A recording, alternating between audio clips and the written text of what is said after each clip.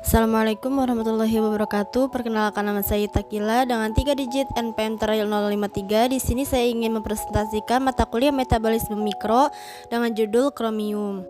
Untuk pembahasan yang pertama yaitu definisi, krom merupakan mineral esensial yang berperan dalam metabolisme karbohidrat dan lipid. Seperti halnya besi, krom berada dalam berbagai bentuk dengan jumlah muatan berbeda. Krom paling mudah diabsorpsi dan paling efektif bila berada dalam Cr3+. Absorpsi krom naik bila konsumsi rendah dan turun bila konsumsi tinggi. Selanjutnya itu fungsi. Yang pertama yaitu menjaga keseimbangan kadar gula darah dan meningkatkan efisiensi kerja insulin. Yang kedua, kromium sering disebut sebagai glucose tolerance factor atau faktor pengendali kadar gula darah, dibutuhkan pada proses pengolahan glukosa menjadi energi. Yang ketiga, membantu menurunkan berat badan dengan cara membakar lemak menjadi energi. Yang keempat, menurunkan kolesterol dan trigliserida sehingga dapat menjaga kesehatan jantung.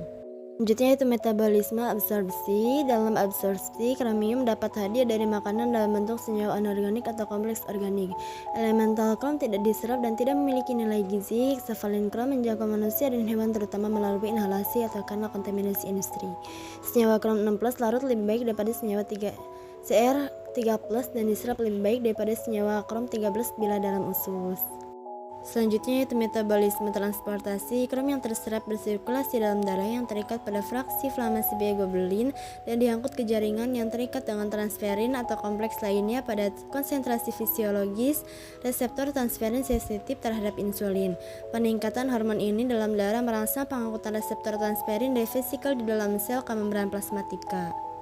Selanjutnya yaitu metabolisme ekresi. Krom yang terserap diekresikan terutama dalam urin dengan filtrasi glomerulus terikat pada transporter organik dengan molekul rendah.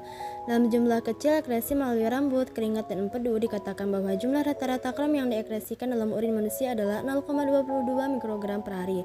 Rata-rata asupan harian 62-85 mikrogram per hari yang konsisten dengan tingkat penyerapan yang relatif rendah.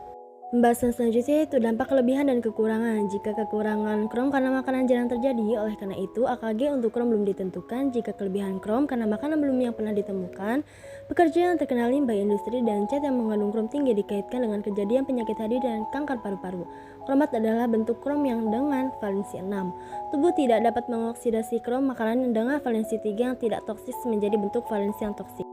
Selanjutnya itu sumber makanan. Sumber kromium terbaik adalah makanan nabati. Kandungan kromium dalam tanaman bergantung ppd jenis tanaman. Sayuran mengandung 30 hingga 50 ppm seperti brokoli dan jagung, biji-bijian dan serelia utuh 30 hingga 70 ppm dan buah 20 ppm seperti kacang hijau dan anggur. Hasil laut dan daging merupakan sumber kromium yang baik seperti daging sapi, ikan, kerang, dan tiram. Pembahasan selanjutnya yaitu pengaturan hormonal. Yang pertama yaitu kortisol. Sejumlah penelitian menunjukkan adanya hubungan antara krom dengan metabolisme selama adanya peningkatan stres fisiologis, patologis, dan gizi meningkat.